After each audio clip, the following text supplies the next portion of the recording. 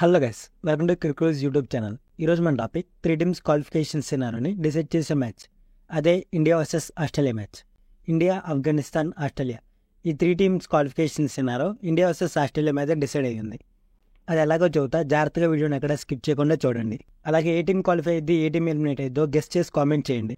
India versus Australia మ్యాచ్లో India గెలిచి, అలాగే బంగ్లాదేశ్ వర్సెస్ ఆఫ్ఘనిస్తాన్ మ్యాచ్లో ఆఫ్ఘనిస్తాన్ గెలిస్తే ఇండియా, ఆఫ్ఘనిస్తాన్ ఈ 2 టీమ్స్ క్వాలిఫై అవుతాయి. లేదా ఇండియా వర్సెస్ ఆస్ట్రేలియా మ్యాచ్లో ఆస్ట్రేలియా గెలిచి, ఆఫ్ఘనిస్తాన్ వర్సెస్ బంగ్లాదేశ్ మ్యాచ్లో ఆఫ్ఘనిస్తాన్ బిగ్ మార్జిన్తో, అంటే ఆస్ట్రేలియా నెట్ రన్ రేట్ని క్రాస్ చేసేంత బిగ్ మార్జిన్తో గెలిస్తే, అంటే ఒక 100 రన్స్ మార్జిన్తో గెలిస్తే ఆఫ్ఘనిస్తాన్ క్వాలిఫై అయ్యిద్ది. అలాగే ఇండియా కూడా క్వాలిఫై అయ్యిద్ది. ఈ 2 సినారియోస్లో ఇండియా అనేది పక్కా క్వాలిఫై అయ్యిద్ది. ఇంకో సినారియో ఉంది, అందులో ఇండియా క్వాలిఫై అవ్వదు.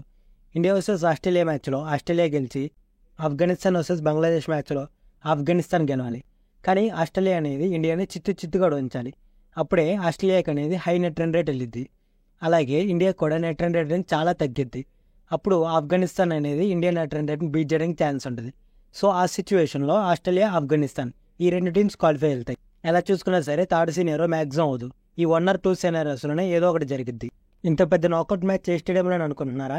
మన డారెన్ సామీ స్టేడియంలో. ఈ స్టేడియం గురించి చెప్పాలంటే ఇది ఒక చిన్న స్టేడియం. సో ఒక హై స్కోరింగ్ గేమ్ని ఎక్స్పెక్ట్ చేయొచ్చు. ఈ పిచ్లో బ్యాటర్స్కి హెల్ప్ అయ్యింది. ఇంకో సీక్రెట్ చెప్పిన, స్పిన్నర్స్కి హెల్ప్ చేసేది. ఇది చాలా మంచి పిచ్, సమన్వయపాలన చేసేది. కానీ పిచ్ చిన్నది కాబట్టి హై స్కోరింగ్ గేమ్ చూస్తాం. అంతేకాదు ఈ పిచ్లో 22 మ్యాచెస్ ఆడితే ఫస్ట్ 11 మ్యాచెస్ బ్యాటింగ్ టీం వాళ్ళు గెలిచారు, అలాగే సెకండ్ 11 మ్యాచెస్ బౌలింగ్ టీం వాళ్ళు గెలిచారు. చూసారు, అది అంత మంచి పిచ్, ఇక్కడ కూడా ఎటువంటి డిఫరెన్స్ లేదు. సో ఇక్కడ టాస్ ఫ్యాక్టర్ అనేది అంత ఇంపార్టెంట్ కాదు. బ్యాటింగ్ తీసుకున్నా, బౌలింగ్ తీసుకున్నా రెండూ సేమ్. ఆ రోజు పిచ్, అప్పుడున్న కండిషన్స్, అప్పుడున్న హ్యూమిడిటీ, వీటన్నిటిని బట్టి బౌలింగ్ ఆర్ బ్యాటింగ్ ఏది తీసుకోవాలని కెప్టెన్ డిసైడ్ అవ్వచ్చు.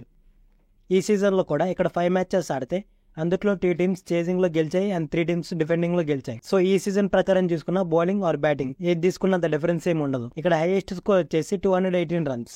రీసెంట్గానే వెస్టిండీస్ ఆఫ్ఘనిస్తాన్ మీద స్కోర్ చేసింది. ఈ పిచ్లో లోయెస్ట్ స్కోర్ వచ్చేసి 105. ఇది కూడా వెస్టిండీసే స్కోర్ చేసింది. పిచ్ గురించి అయితే ఇంకా పూర్తిగా అయిపోయింది. ఇప్పుడు వెదర్ కండిషన్ ఎలా ఉందో చూద్దాం. రెయిన్ పడే ఛాన్సెస్ అయితే చాలా ఎక్కువగానే ఉన్నాయంటున్నారు. మార్నింగ్ మ్యాచ్ కాబట్టి రెయిన్ పడినా సరే లైట్ షవర్ లాగే పడిద్ది, ఎక్కువ రెయిన్ అయితే పడదు. సో ఫుల్ మ్యాచ్ చూసే ఛాన్సెస్ ఉన్నాయైతే చూస్తున్నారు. బట్ ఏం జరిగిద్దో మనకైతే తెలియదు.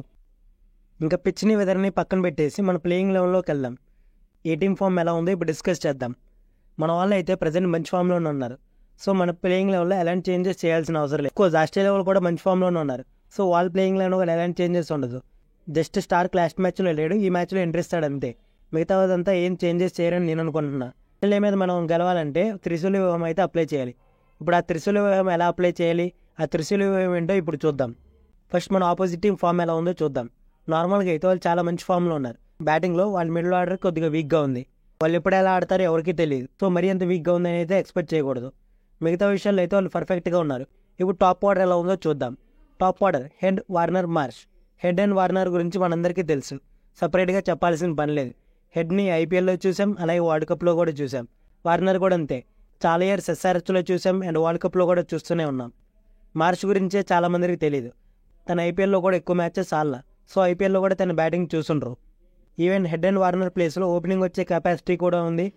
టిమ్ డేవిడ్ మ్యాక్స్వెల్ ప్లేస్లో వచ్చి ఫినిషింగ్ చేసే కెపాసిటీ కూడా తనకుంది.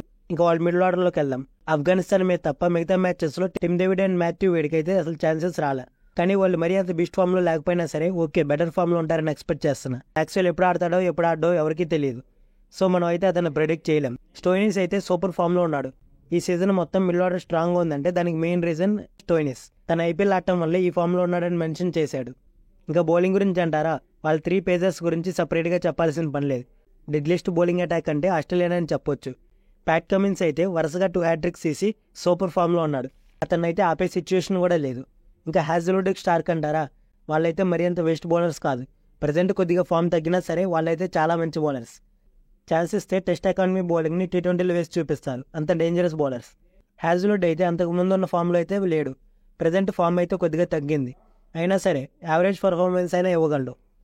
ఇంకా మిగిలిన బౌలర్ జాంపా గురించి చెప్పాలంటే ఆస్ట్రేలియా స్పిన్ డిపార్ట్మెంట్ మొత్తాన్ని జాంపానే క్యారీ చేస్తున్నాడు. ఎప్పుడో మ్యాక్స్వెల్ ఒకసారి అలా సపోర్ట్ చేస్తున్నాడే కానీ మ్యాక్సిమం స్పిన్ సపోర్ట్ పిచ్చెస్లో అండ్ స్పిన్ అవసరం వచ్చినప్పుడల్లా జాంపానే క్యారీ చేస్తున్నాడు.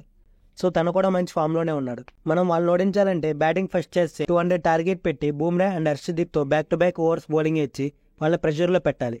ఈవెన్ వికెట్స్ తీయడానికి కూడా ట్రై చేయాలి కదా, వికెట్స్ తీయాలి. అప్పుడు వాళ్ళ మీద గెలిచే ఛాన్స్ ఉంటుంది. ఒకవేళ వాళ్ళు ఫస్ట్ బ్యాటింగ్ చేస్తే 150 ఆర్ 160 లోపే వాళ్ళని రెస్ట్రిక్ట్ చేయాలి. వాళ్ళ బౌలింగ్ కూడా చాలా జాగ్రత్తగా వేయాలి. వాళ్ళు మనం ప్రెషర్లో పెట్టాలని చూస్తారు, మనం ప్రెషర్లోకి వెళ్ళకూడదు. అయినా మనం కూడా సూపర్ ఫామ్లో ఉన్నాం, భయపడాల్సిన పని లేదు. ఎందుకైనా మంచిది, ఆస్ట్రేలియాతో జాగ్రత్తగా ఉండాలి. వాళ్ళు ఎప్పుడు ఎలా ఉంటారో ఎవరికి తెలియదు. ఇంకా మన టీం పర్ఫార్మెన్స్ అంటారా, మనం కూడా బీస్ట్ ఫామ్లో ఉన్నాం. ఓపెనర్స్ కొద్దిగా ఒక 50 ఆర్ 60 రన్స్ సపోర్ట్ ఇస్తే ఇంక మనకు తిరగలేదు. పంత్ అయితే రెచ్చిపోతాడు. బౌలర్ ఎవరైనా సరే అటాక్ చేయడమే తన టార్గెట్. ఇంకా హార్దిక్ దూబే అంటారా, వీళ్ళు కూడా ఫామ్లో ఉన్నారు. మన మ్యాచ్లో చూసాంగా, హార్దిక్ అయితే బీస్ట్ మోడ్లో ఉన్నాడు. తను ఆపడం అయితే అసాధ్యం. ఏదైనా మెరాకిల్ బాల్ వేస్తే కానీ హార్దిక్ అవుట్ అయ్యేటట్లేడు. ఇంకా దూబే మీద కొద్దిగా డౌట్ ఉండేది. మొన్నటి మ్యాచ్తో ఆ డౌట్ అయితే క్లారిఫై అయిపోయింది. దూబే కూడా ఇంక ఫామ్లోకి వచ్చాడు, మనకి తిరగలేదు. అక్షర్ అండ్ జడూ కూడా కొద్దిగా బ్యాటింగ్లో సపోర్ట్ ఇవ్వగలరు. ఓన్లీ బ్యాటింగే కాదు, బౌలింగ్లో కూడా సపోర్ట్ ఇవ్వగలరు. ఇంకా బౌలింగ్ డిపార్ట్మెంట్లోకి వచ్చేస్తే బుమ్రా అయితే ఆన్ డ్యూటీ. మనం బాల్ ఇవ్వాలే కానీ వికెట్ తీయడానికి రెడీగా ఉంటాడు. బుమ్రా బౌలింగ్ వేస్తే రెండు జరుగుతాయి. ఒకటి మంచి ఎకానమీతో బౌలింగ్ అన్నా వేస్తాడు, లేదా వికెట్ అన్నా తీస్తాడు. ఈ రెండిట్లో ఏదో ఒకటి జరిగిద్ది. కొన్నిసార్లు అయితే రెండూ జరుగుతాయి. సో బుమ్రానే కాదు, హర్షదీప్, హార్దిక్ వీళ్ళు కూడా ఇంతే ఉన్నారు. మరీ బుమ్రా చేసినంత పర్ఫార్మెన్స్ చేయకపోయినా మరీ దరిద్రంగా అయితే బౌలింగ్ ఇట్లా. ఇంకా స్పిన్నర్స్లో కుల్దీప్ గురించి అయితే చెప్పాల్సిన పని లేదు. అసలే స్పిన్ పిచ్, ఈజీగా బౌలింగ్ వేసి వాళ్ళని ప్రెషర్లో పెట్టగలడు. సో మన టీంలో అయితే ఏం ప్రాబ్లం లేదు. ఫీల్డింగ్ ఒక్కటే జాగ్రత్తగా చేయాలి. వాళ్ళు మన ప్రెషర్లోకి తీసుకెళ్తున్నప్పుడు మనం ప్రెషర్లోకి వెళ్లకుండా కూల్గా డీల్ చేయాలి. ఆస్ట్రేలియా వాళ్ళు మ్యాక్సిమం మైండ్ గేమ్ ఆడడానికే ప్రిఫర్ చేస్తారు. వాళ్ళు వేసిన ప్లాన్లో మనం చిక్కుకుపోకూడదు. అప్పుడే మనం వాళ్ళ మీద గెలవగలం. అంతేకాదు, వాళ్ళు బ్యాటింగ్ చేసేటప్పుడు వాళ్ళని స్ట్రైక్ రొటేట్ చేయకుండా ఆపాలి. అదే ఒకవేళ మనం బ్యాటింగ్ చేసేటప్పుడు అయితే స్ట్రైక్ రొటేషన్ ఒకటే కాకుండా బౌండరీస్ కొట్టడానికి కూడా ట్రై చేయాలి. అట్లీస్ట్ ఒక్క ఓవర్ కాకపోయినా ఒక్క ఓవర్ అయినా సరే బౌలర్ని అటాక్ చేసి రన్ స్కోర్ చేయాలి. లేకపోతే మళ్ళీ 2023 వరల్డ్ కప్ రిపీట్ అయ్యింది. That's it guys, thanks for watching. వీడియోని లైక్ చేయండి, మీ ఫ్రెండ్స్కి కూడా షేర్ చేయండి. అలాగే మీ ఒపీనియన్ ఏంటో కామెంట్ చేయండి. మెయిన్గా అసలు విషయం, సబ్స్క్రైబ్ చేయడం అయితే అస్సలు మర్చిపోవద్దు.